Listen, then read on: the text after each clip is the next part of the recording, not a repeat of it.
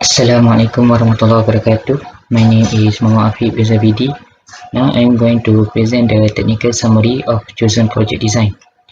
In this research, we successfully designed a post-ceramic insulator suitable for a 132 kV electrical system utilizing the powerful finite elemental method magnetics or FEMM software. The FEMM software enables us to conduct a comprehensive analysis of the insulator's electromagnetic and mechanical characteristics, facilitating the optimization of our design.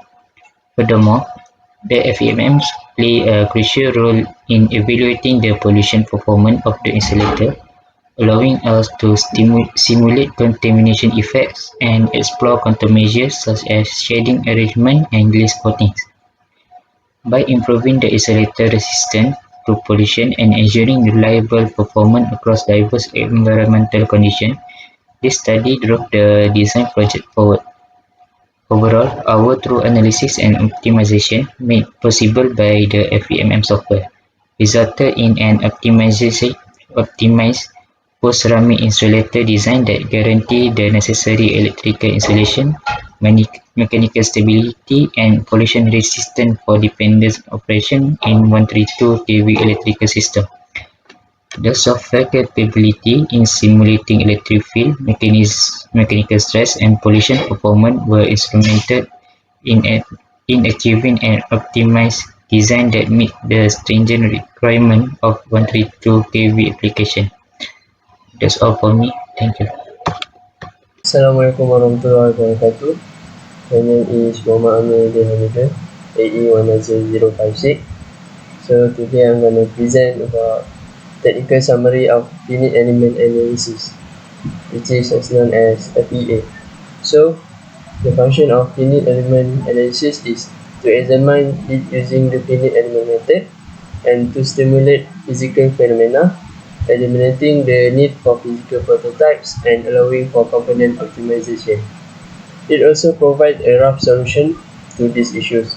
FEA is the foundation of modern software simulation, and it is formed by a mesh of millions of tiny pieces in FEA simulation. So we move on into the process flow finite element analysis simulation to the prototype.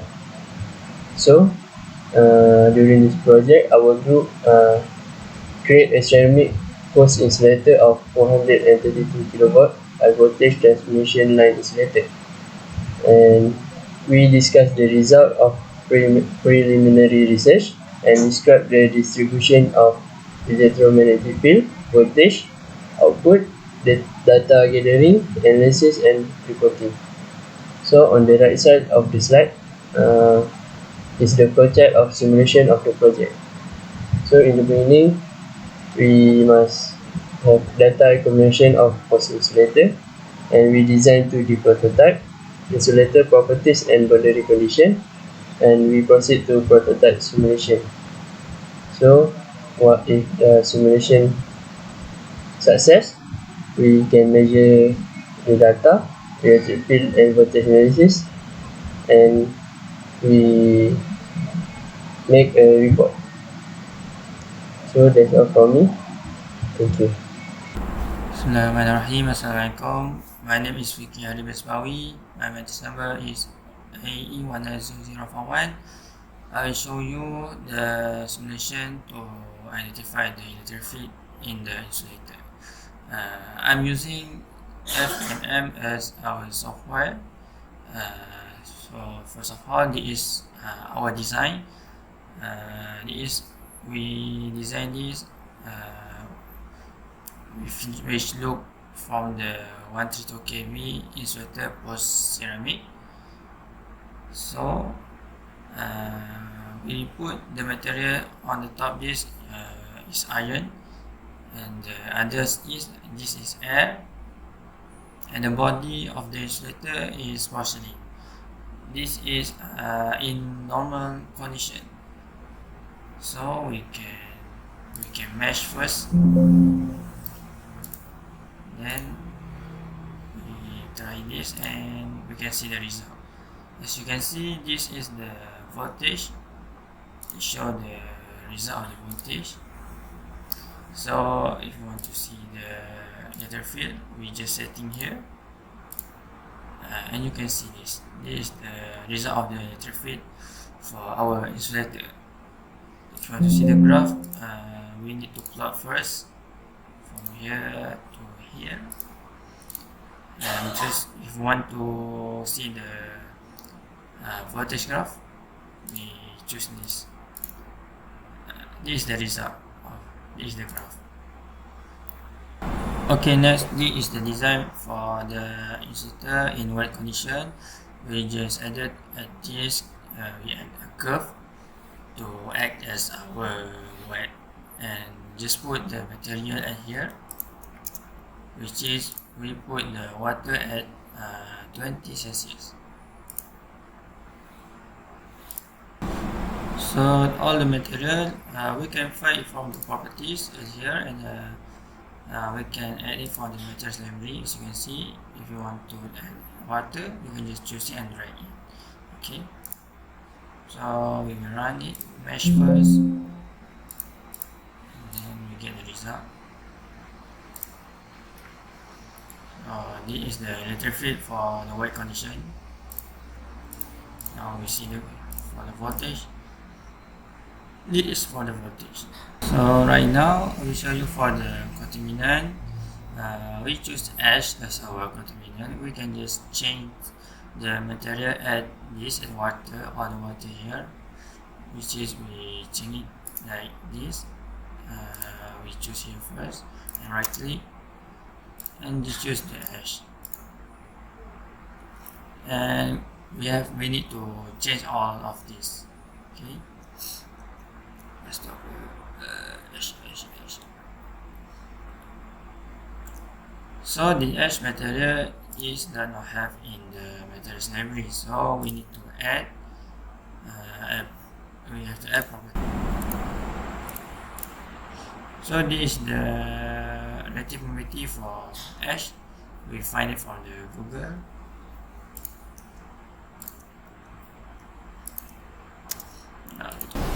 So after we change off the material, we can just run it.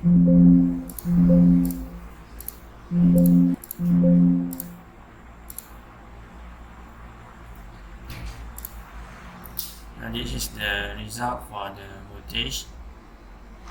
So we can see the graph. We need to plot first from here to here, and this is the result for the contaminant condition. We add contaminant in our insulation, and now we see the graph for electric field. So this is the result for it. So this is our design for the grading. We add grading in our insulator with the material for the grading is aluminium, and now we see the result.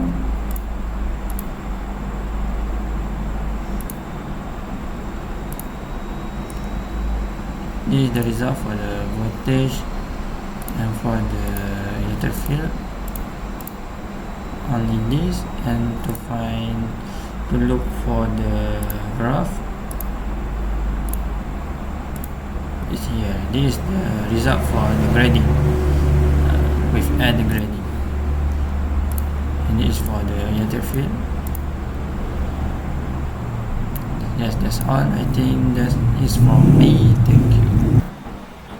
So for the analysis, FEA simulation result and data observation. So this is the result for our simulation. First of all, this is the voltage graph for 4 conditions that we set.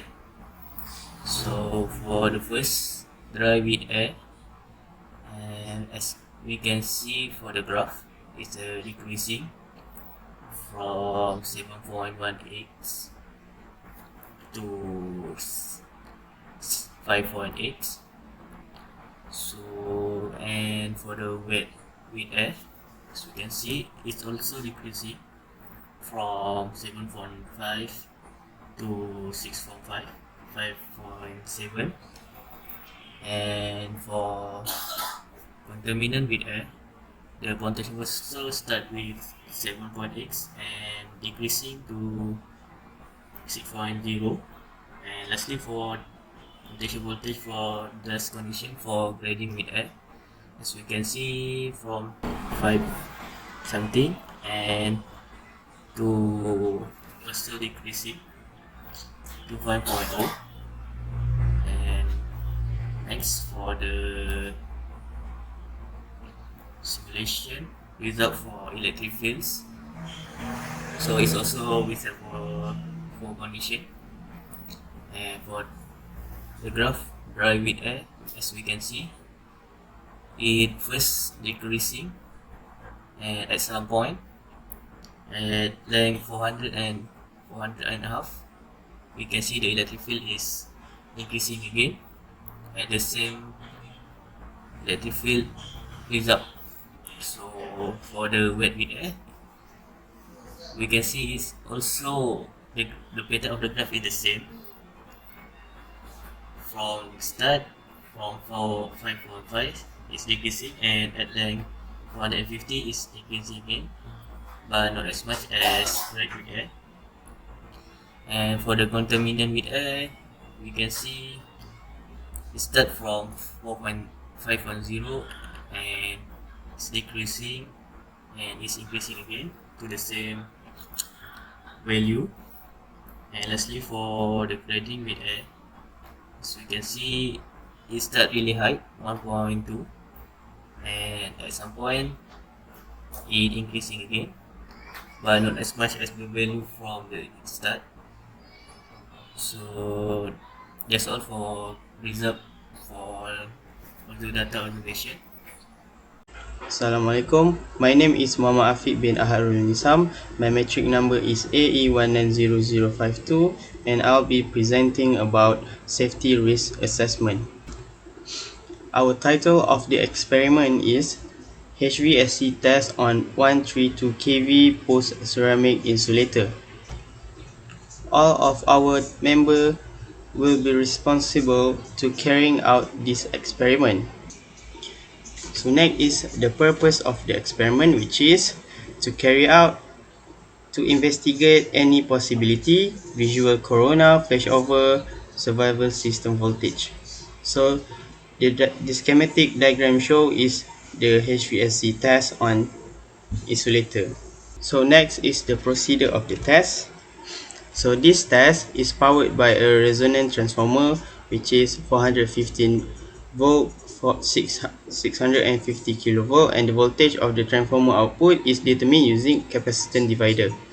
Next, nozzle that completely covered the sample surface, such as insulation cross arm in figure, produce the volume control artificial rain and with particular conductivity and flow rate according to the standard. The next step is each test receive HVSC voltage for a period of 1 to 3 minutes.